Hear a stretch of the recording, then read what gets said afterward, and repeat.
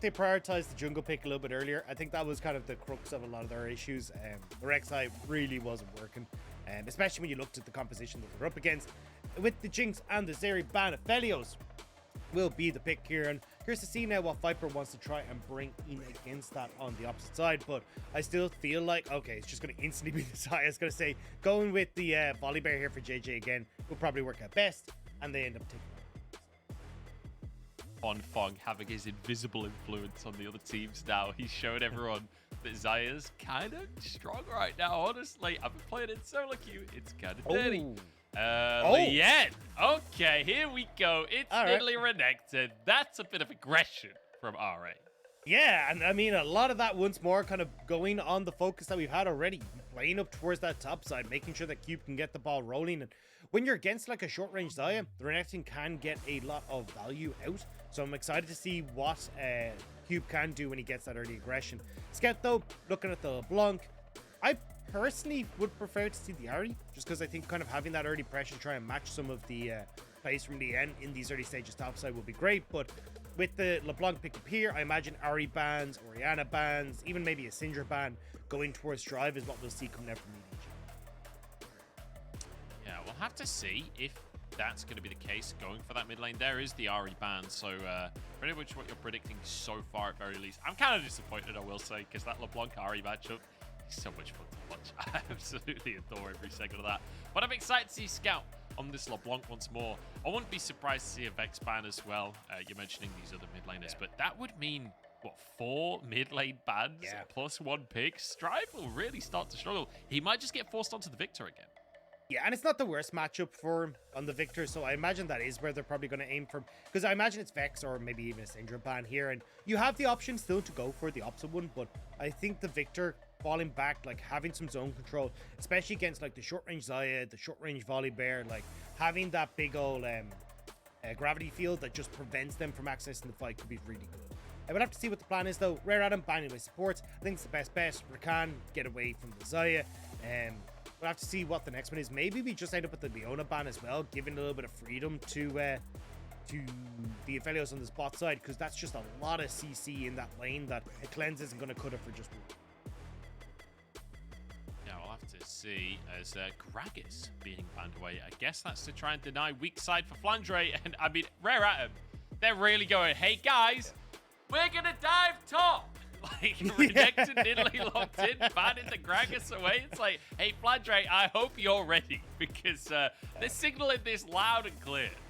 Yeah, I feel sorry for Flandre, but on the opposite side, I feel sorry for iBoy and Yuyanjia. There's that Leona with a Volibear to turn off towers, Xayah with a bunch of feathers. It feels like you were going to get a ton of pressure down towards the spot side. Alistair, I feel like he's a good shout out here just to try and like prevent some of that dive, maybe disrupt it a little bit, but this is going to be a toughie. Tahm Kench, I don't even think it's going to cut it with the amount of pressure that EDG put down towards that side.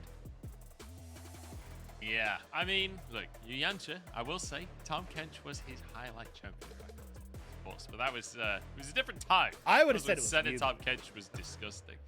I don't know. He had like a 90% win rate on Tahm Kench on top esports. Jesus. Yeah, no, it was really good. The set of Tahm Kench was like the one thing that they consistently just dominated on.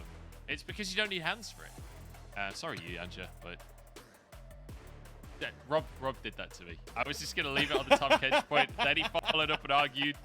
I had to finish it off. Corki locked in for Strive as we move on.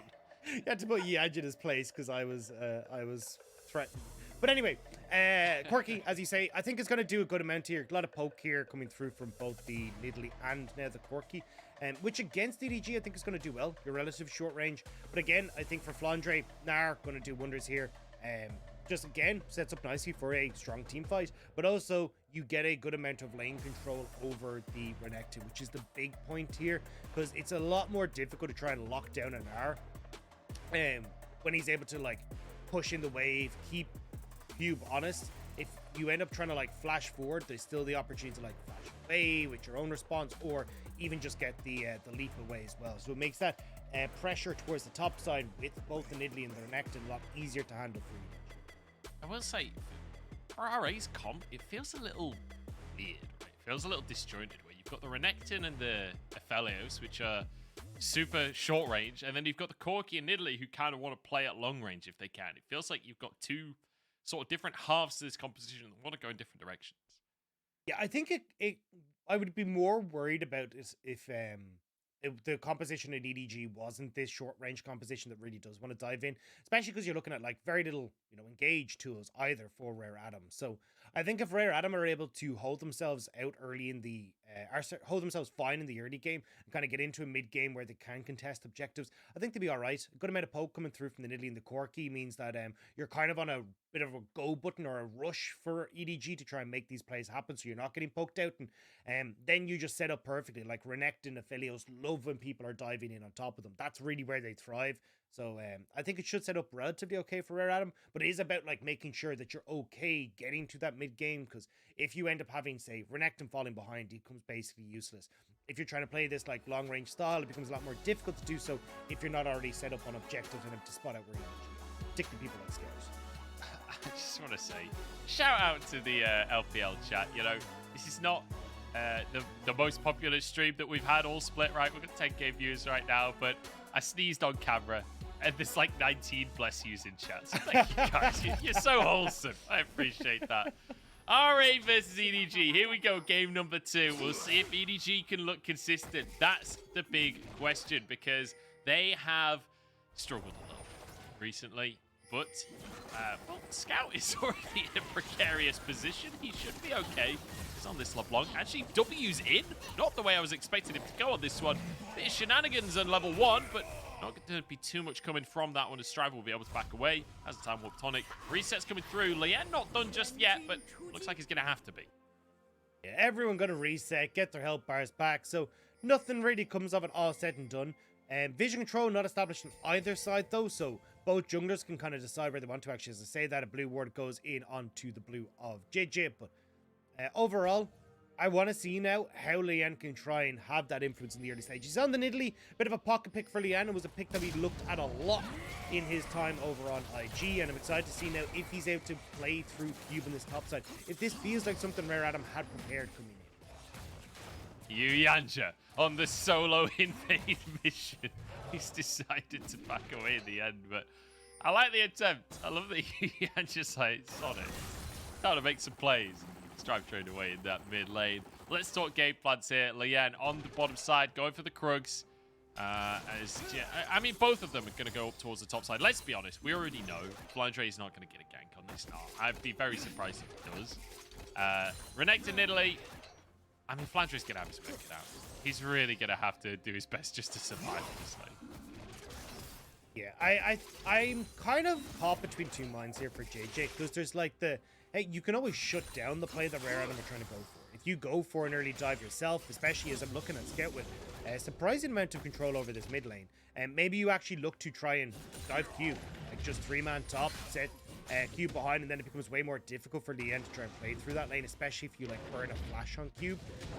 But I believe I kind of agree with yourself for, which is like, hey, just play towards boss. Like, set Viper up, who's already actually taken a lot of damage here from iBoy.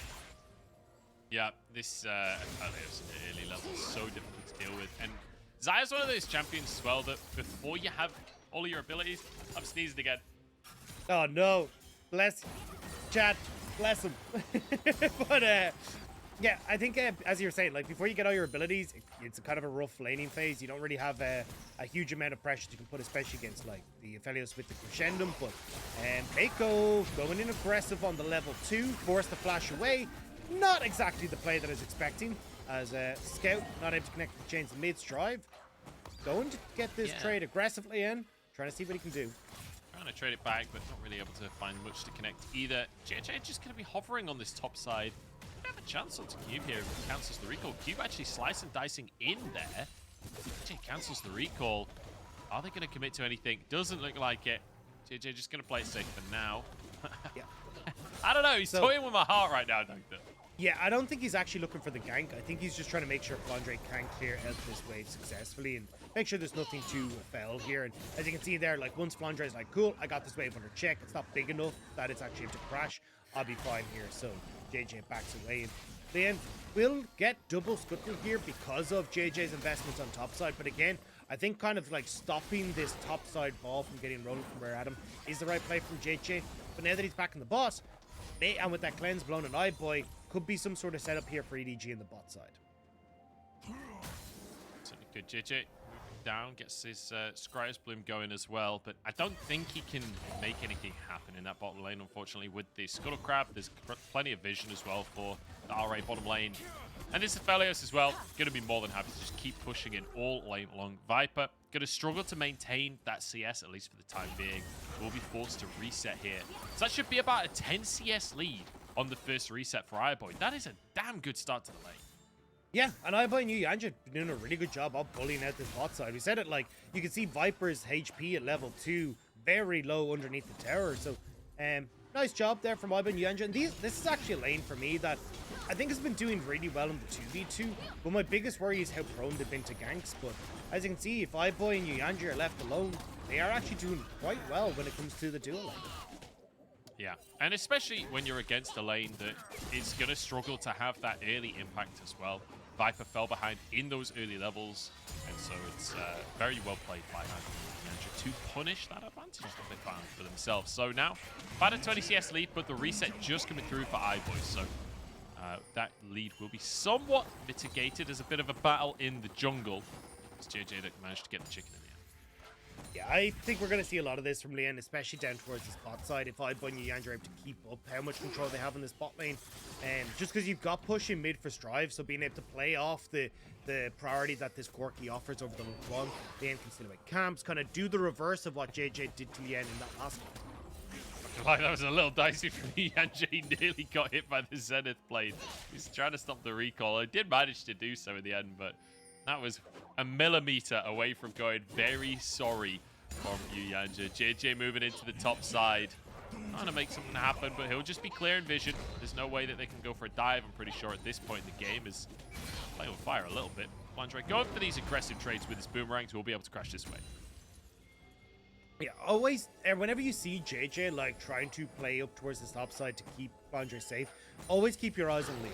Because Leyan's going to try and punish this pretty much every step of the way. Now, there are no camps up on the bottom side. It's kind of one of the good things, at least for the Volibear, is he can clear relatively quick. But Leyan really does need to be responding to this in a lot of situations to get the Nidalee ahead. Because Nidalee behind just doesn't have the same sort of impact. So you really need to see Leyan trying to punish Jiejie for every step that he takes. Yeah, we need to keep our eyes on Leyan, who has been a standout player for RA as well. He's the kind of guy that you want to be keeping your eyes on every single game anyway. As Scout is on a ward right now, just need to be cautious. There's a lot of poke out of this mid-jungle 2v2 from RA. Not necessarily the strongest in terms of just straight fighting power in the 2v2, but certainly a lot of long-range damage they can bring out. Jiejie will be able to secure his blue buff, and Leyan, while he's hovered around this bottom side for a while, will finally give it to go for this.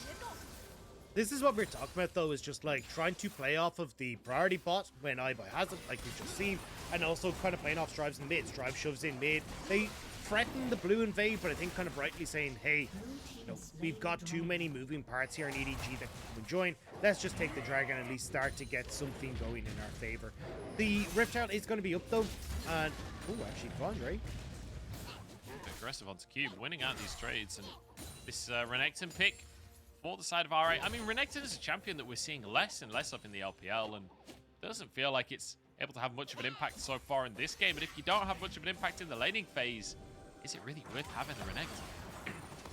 And again, like, the ways you can try and, like, punish with the... Ooh, hang on.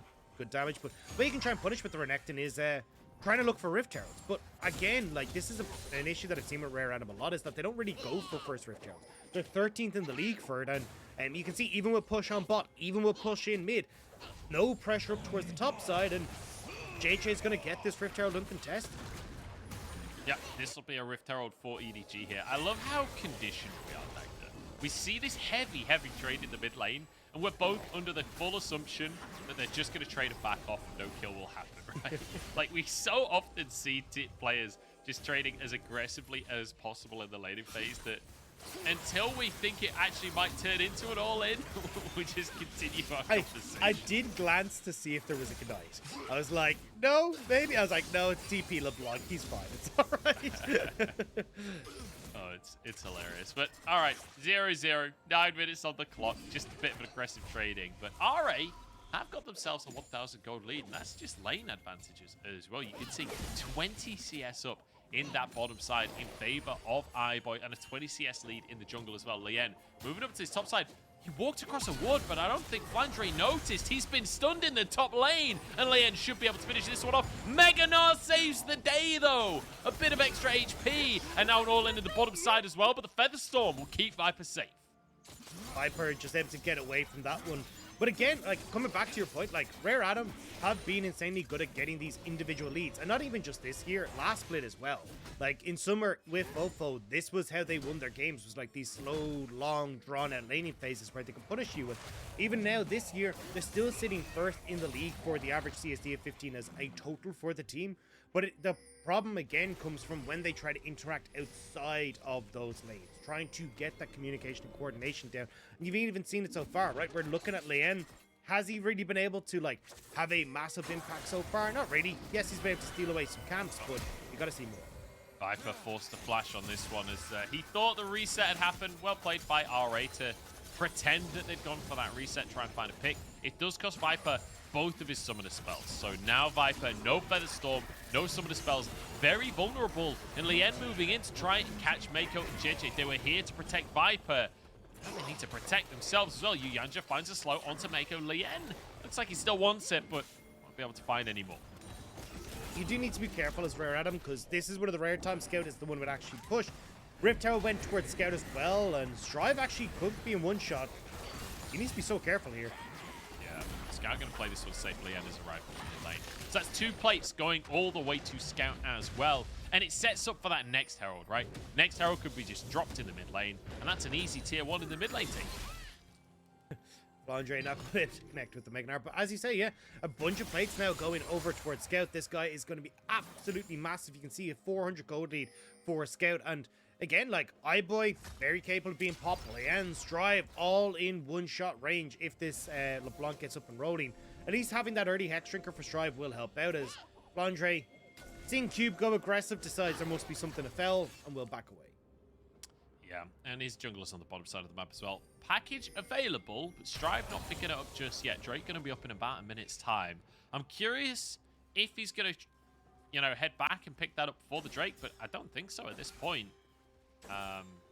Maybe going to save that one for the Rift Herald play later on. Yeah, I don't know if it's worth it, though. Like, second Rift Herald in the grand scheme of things doesn't tend to have a very big impact in the whole game. I just don't know if they're kind of able to fight at the moment is the bigger issue. Like, as you say, like, Hex Drinker picked up mid, not exactly the most combative, and it's more of kind of a, hey, I want to survive the lane phase. Leyan hasn't really grown that lead too much, still sitting on just a blasting wand. And just the straight up engage that EDG have is just stronger at the moment. So it does feel like, at least for the moment, Rare Adam is going to kind of take it easy. As I say that, though, Strive has reset with the TP back to mid, so did pick up the package in the end. Interesting. All right, well, he's got a package and maybe a fight for the Drake could come on through in the end. It's a 1,000 gold lead for RA right now. It's EDG playing with the idea of fighting for this one. The Sky Split to find a slow onto Leyan. Meiko dodges the spear. Will be knocked up, though, or not. Flashes away to safety. Moonlight Vigil with a Gravitum. But RA can't quite get everything to line up well. They don't actually manage to get much damage down. That's a big ult on cooldown now, but Featherstorm was used by Viper as well. So it's going to be AD carry ult for AD carry ult. Strive takes a bit of poke coming out from Scout, who has to back away again. And it looks like RA are actually just going to get this one with no significant contention. So just the threat of the package isn't done. Still have that package for the blue. Will actually go to Scout.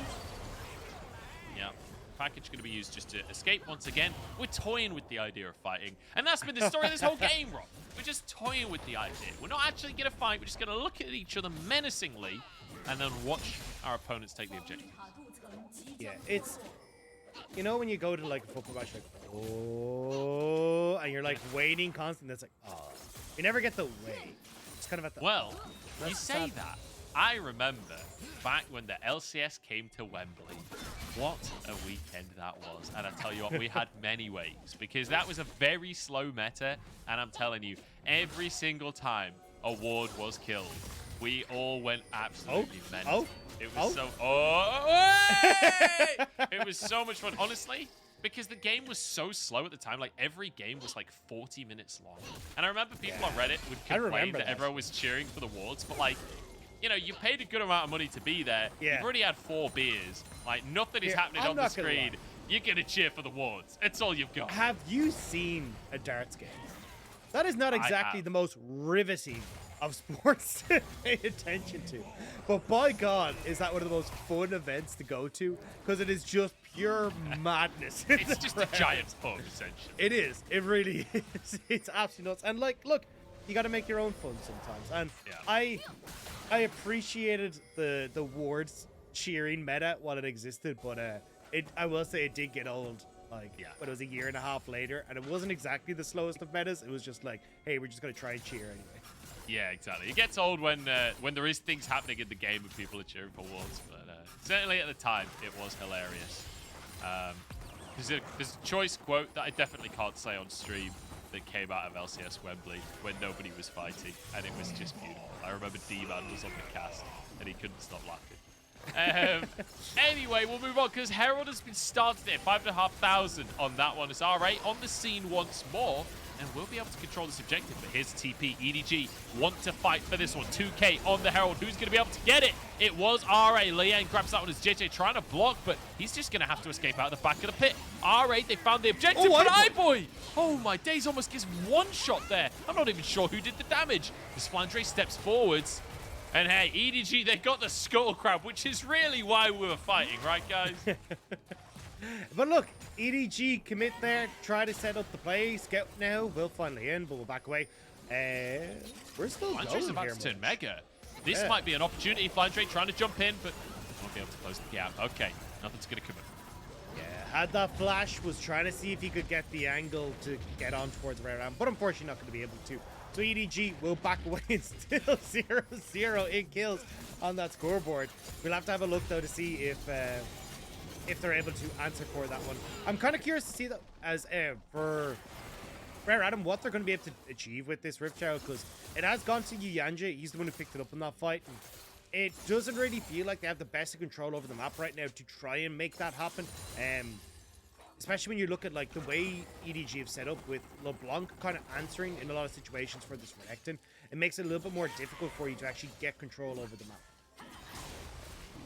Yeah, so it does. This LeBlanc has been a pretty good answer to what RA are trying to bring in the early game, and it's still that 1,000 gold lead in favor of RA. Maybe the Herald can answer that somewhere and extend the lead a little bit. And, you know, I got up this morning, Dagda, had to get up at 7:30 for this series, and, you know, I'm not much of an early bird myself. And I just thought to myself, you know, I could do with a nap.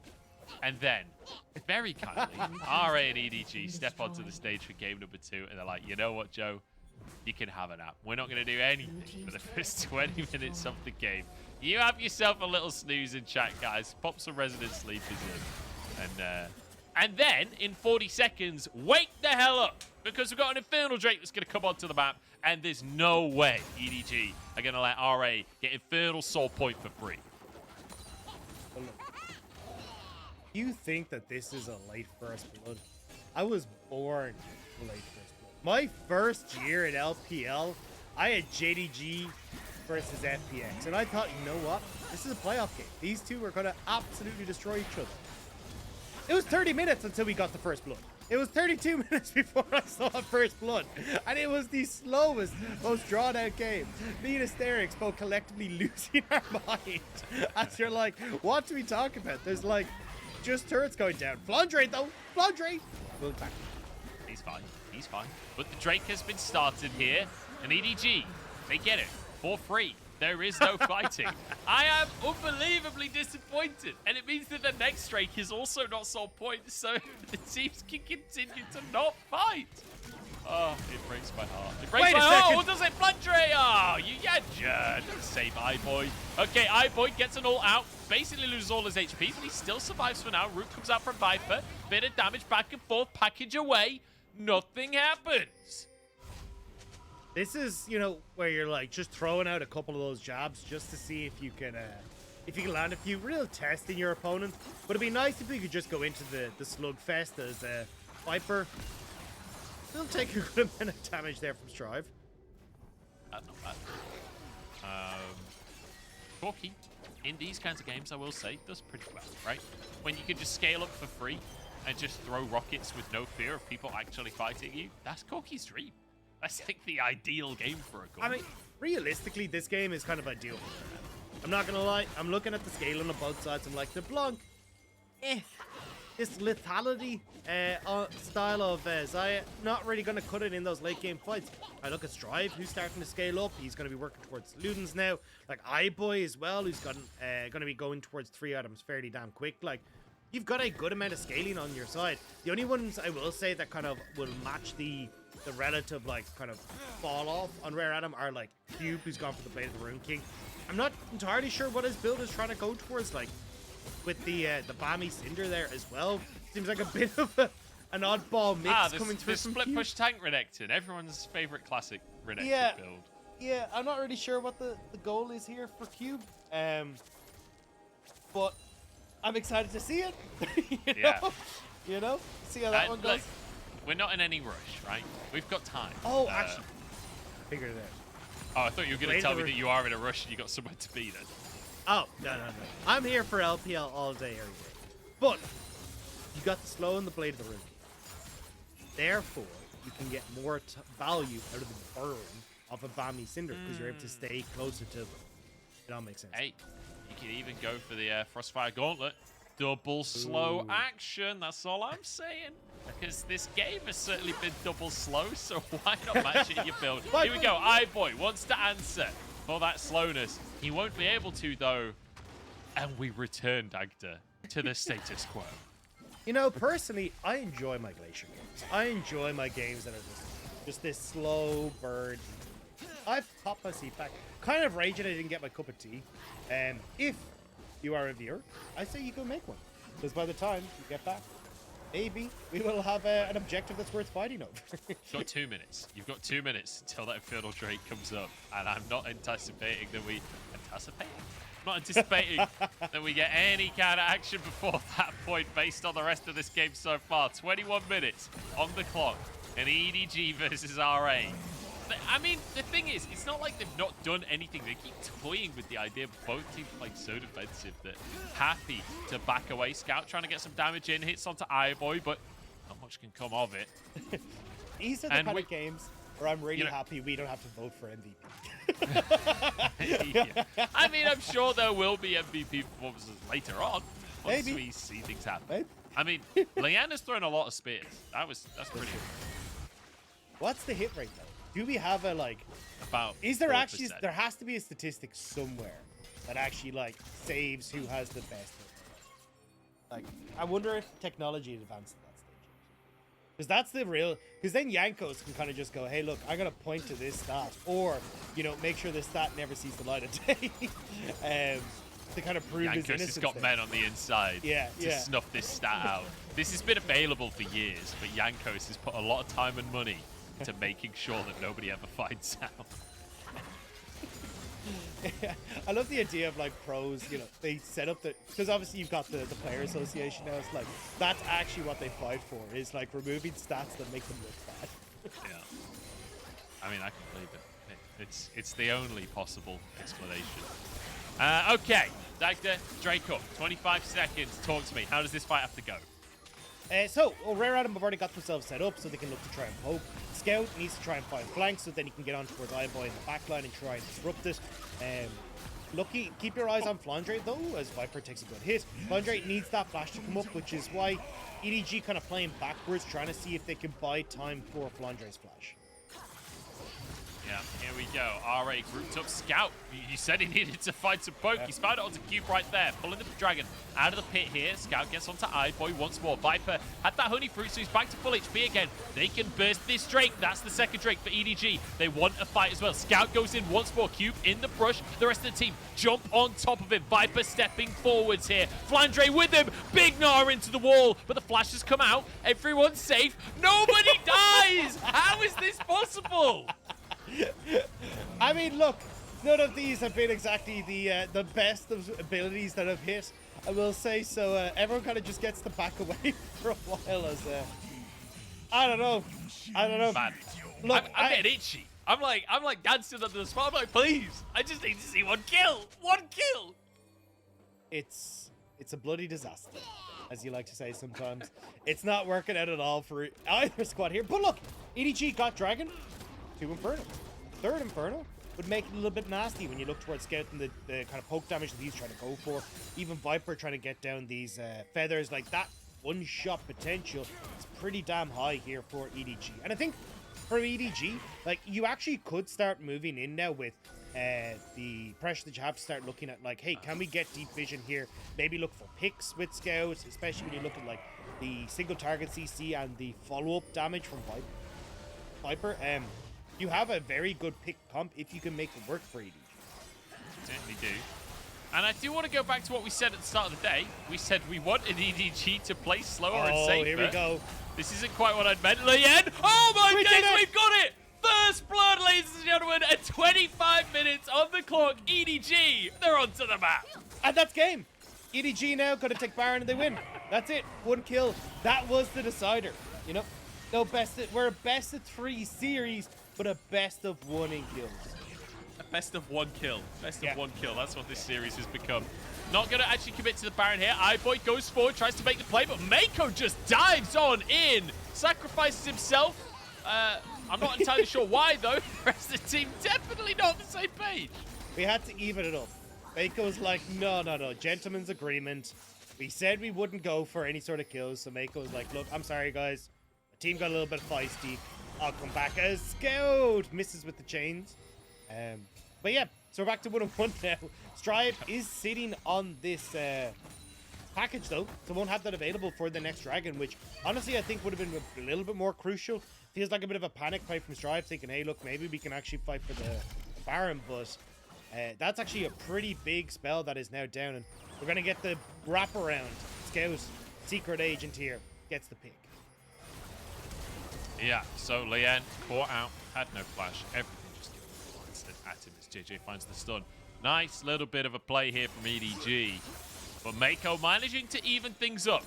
So RA Meiko making it happen in the end, evening us up once more.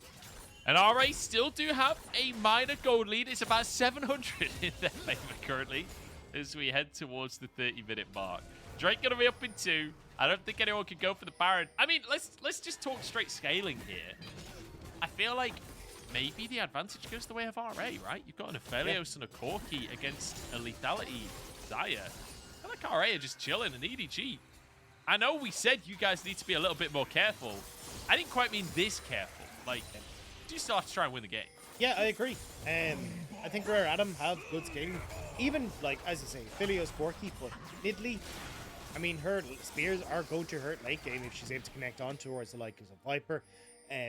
But it's also just a case of like trying to play out map state as well is going to come a little bit easier for Strive, because Strive can try and side. He's already got like a good amount of damage there, so clearing waves, getting some poke onto whoever he's against is going to be relatively easy. But we'll have to see what the plan is here, because EDG trying to set up vision now once more for the Dragon. Rare Adam considering just trading that for the Baron, which may not honestly be the worst of cause, especially with the guns that iBoy has at the moment. I will say, this is the kind of game, this is why Riot changed the trades, right? They used to just give gold. Now they give a win condition that stacks up and forces the end of the game, because games like this, they need that kind of mechanic, let's be honest. Next strike coming up in 30 seconds. That should force a fight. Scout, oh no, he's gone too far forwards. Has to flash, almost on the spot there, but still dodges the knock-up importantly. That's going to be a big cooldown though. Spy has to back away in the mid lane as well. RA just grouping up, playing ARAM right now. This Flandre, he's got a hull breaker and he's just pushing away in the side lane. Yeah, he doesn't care anymore. He's just like, look, why am I bothered with this team fight when the team fight never arrives? Now, even if he decides to tip away, he's got the opportunity to try and go for, I was going to say a TP flank, but he actually goes the whole way back. Don't know about that one, Flandre. Yeah, and we're just going to see 4v5 from EDG. Smite by, it's a full 50-50. And Jiejie wins it, of course. Flandre behind enemy lines, but he's mini Gnar right now. Viper just gets wrecked by Cube. In goes Jiejie onto the back line, trying to finish off these players. Flandre in a 1v2 on the back. A Scout gets Leyan down. iBoy chasing a Scout on the double kill. The Calibrum dodge. Scout waiting for his W, but it's just not there. and RA find themselves a fight. Third dragon goes to EDG though, and you can see a slight gold lead going over in favor of Rare Adam, but I don't know if they can try and take the Baron. Flandre here, spotted by Yuyanjia. We have more of a fight here. TP coming through from Strive. Let's try and get onto Flandre. Flandre, you're in big trouble here. No. Gets the hop, has flash available, but Graviton is going to ruin everything, I'm pretty sure. Or not. So fast. He just walks away, doesn't even need to flash. Yeah, the Hyper, giving that speed to Flandre means he's able to get out, and he delays the Baron. TP's coming in though, but Jiejie now up and available. Guns not really available for iBoy. This may not go fast enough before Jiejie gets there. Well, EDG on their way, and Dagda, we waited 30 minutes, but we've got action. It's 5-3 on the scoreboard. TP coming in, and it's fight with fight back to back here. Viper steps forward, takes a bit of a chunk for his trouble though, as EDG will be able to deny the Baron. This is getting a little bit fiesty, Munchables, I'm not gonna lie. Hooray, still trying to commit to the Baron when they'd wasted so much time. Now, EDG will actually manage to get this mid lane turret off that, just being able to get a little bit of poke down.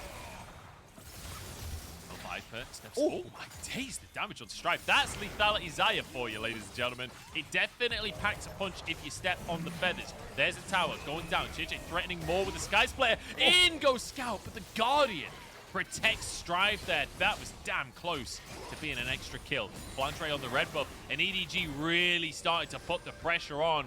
This is more like it from EDG. This is the team that we know. Yeah, and finally with that mid lane turret going down, it becomes a hell of a lot easier for EDG to get the vision that they need to try and progress this game forward. Get some deep vision on this top side, make sure that you're able to keep the Baron safe.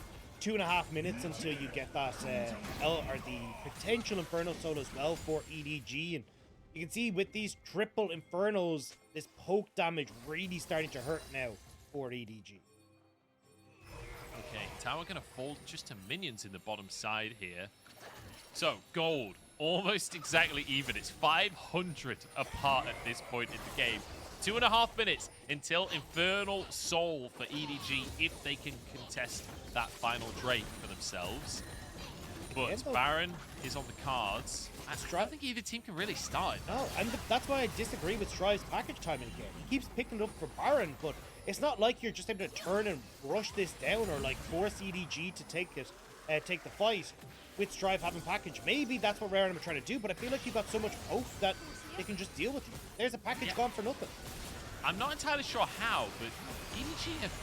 Oh, hang on. I was going to say they're winning the poke war. One rocket hits Scout, and he's basically dead already. iBoy goes forward. That was the clone. He's been baited and outsmarted. That's a lot of poke, though. EDG low on HP right now. There's no follow-up from the rest of RA. They can't actually close the gap here.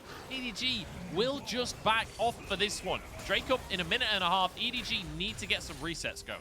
Yeah, and I like that EDG aren't committing any similar spells to take this fight. They know what the real prize is, which is that dragon in a minute and a half. EDG, though, still feeling threatened as Rare Adam are still hovering around this Baron. Yeah, RA, they want to go for this one. They're desperate to. Jiejie, can he find the miracle smite? He needs to make something magical over the wall happen. The rest of EDG return to the play once more, but remember, the poke is there for RA. If the rockets can hit, if the spears can hit, it can still be disastrous for EDG's side. 3,000 on the Baron is Jiejie. He's gonna just have to 50-50 it again. Twice in one game, we get the flips, and twice Jiejie makes it happen. One for each J in his name. As Flandre charges on forward, cube the target, and he's just gonna 1v1 for himself. Hull breaker paying dividends. God. And now, Scout and Flandre, the solo laners in a 2v4, and it feels like they're winning it. Yeah, all they want to do is just be such a pain to Rare Adam. If Rare Adam can't reset, well, it's Dragon for free, and Flandre playing with fire. I was like, get the hell out of my game. We're going for the Inferno. I love how this game is literally just going to be down to 50-50 smites. That is insane. EDG get the Baron, and now Drake up in 10 seconds time. You see the whole of EDG already moving over. Leyan might just have been caught. He gets out to safety, pulls himself into the brush. That could have been disaster as Flandre has no fear, but he has no health left. Oh, Scout! That was unbelievable. Solar flare onto Yuyanjia. EDG, nothing happens for 30 minutes, and then they come alive. When in doubt, Scout will take you out. Scout stepping up massively in that scenario to just pick off the members of Rare Atom. And now Dragon taken for free. EDG with the Baron will start to push in, and Rare Atom, they've been flipping way too many burgers this game, and EDG are just taking them down. Mate, they've been flipping the burgers, but they've ended up grilled by EDG. Infernal Soul, Baron, the team fight, and finally the gold lead as well. 4,000 in favor of EDG as they take a mid in him. Scout takes a top tier 2 as well. The resets can come on through, and then EDG can try and finish things off. And it has been a slow one. It has been a weird one, Dagda. But at the end of the day, it feels like EDG are coming out on top. Massively so. EDG finally in full control. Infernal Soul picked up for them. And again, I don't know why Rare Atom are trying to just continuously flip these objectives. Like, I understand, like, starting them to take the poke and, like, start to draw EDG into your range, but Jiejie every time has just been on point, taking these away from Rare Atom, and it's cost them massively in this game. Man, smile a little bit early on that. Okay. All right. See you later, iBoy. That's game. That's actually just game. If Scout doesn't get MVP on this one, I'll eat my hat. 7-1-0. Finding the picks, obliterating RA in the last fight, finding a one-shot onto iBoy there as well. I mean, it's just immaculate.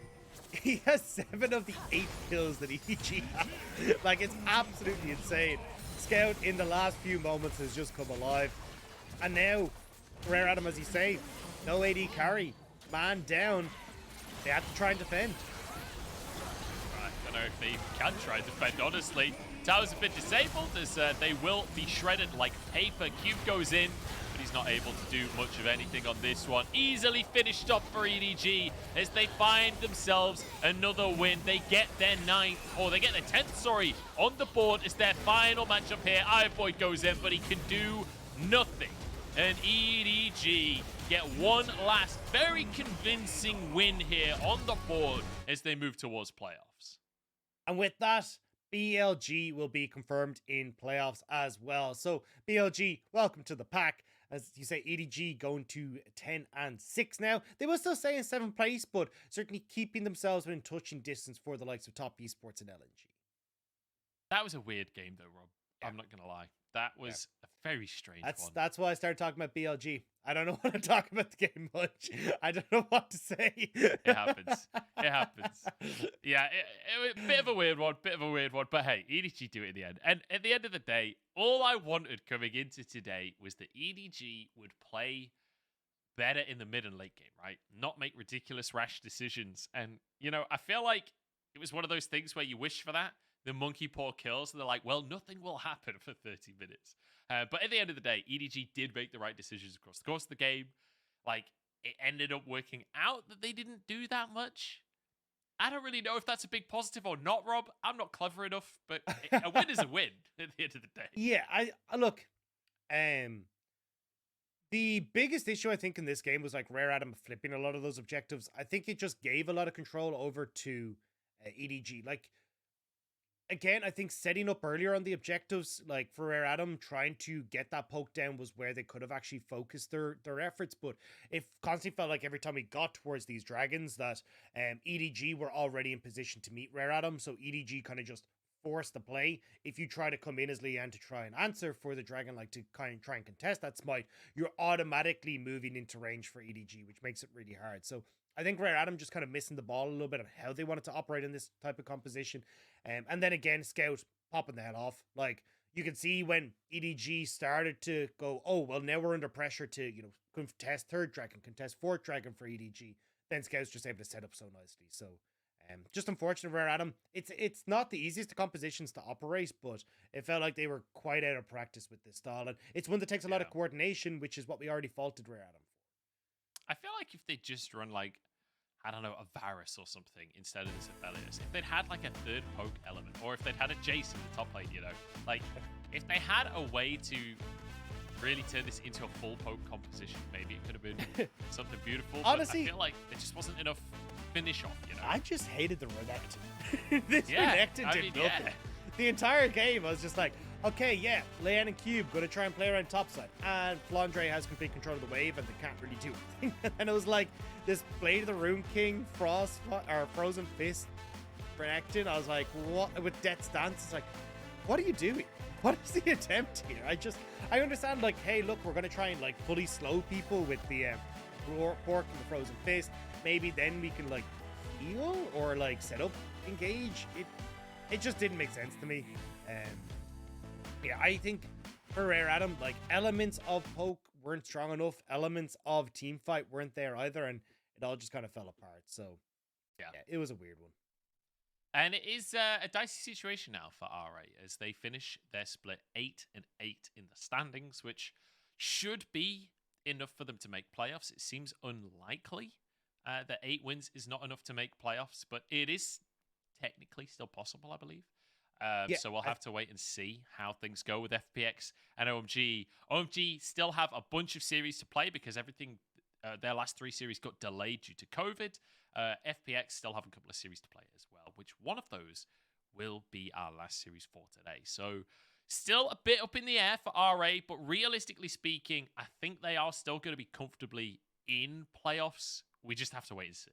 Yeah, I think the big factor here is like obviously the FPX OMG series, but also just like if OMG can take down both LNG and RNG, which is a pretty far it's line a big for if. OMG. Yeah. So hang on though. I will say OMG have had a bit of a break here. You know, their games have all been delayed for COVID. They kind of had a 2-week period of just not having to play any official games. I'm just saying, if they've been scrimming Victory 5 and Weibo, maybe they're the reason Weibo's fell off recently, you know? Like, I'm just saying, maybe OMG, Hyperbolic Time Chamber, like Rocky training montage. They're going to come in, sweep the playoffs bracket after destroying everyone. I mean, I'm just saying there's a chance. It's possible. I can't believe you do Weibo dirty like that. But yeah, either way, there is always a chance. And that's why, hey, we aren't saying that Rare Adam, this was their chance to kind of confirm it. And with this loss now, they're only on +2 game difference. So for FPX, you're kind of going, hey, look, maybe we can make this happen, even for OMG as well. But we'll have to see. As EDG, though, I think they're still looking to see if they can try and push up the table as well. Just unfortunately for them, there isn't just a lot of space left for them to do that. Yeah, I mean, they physically can't push up the table at this point. All that remains is to see what the game differences are for the players around them in the table to see where they will finish off. Right now, in 7th/6th place, I think LNG edge it out because they have one less loss, but I'm not especially sure. LNG still have another series to play, so we'll wait until that's done. But Scout is going to be our MVP for game number 2, and rightly so. He absolutely destroyed RA here on the LeBlanc. It was a slow game, but 9-1-1. Absolute domination. Had almost every single one of the kills that his team got. Yeah, I think there was just the one that he wasn't involved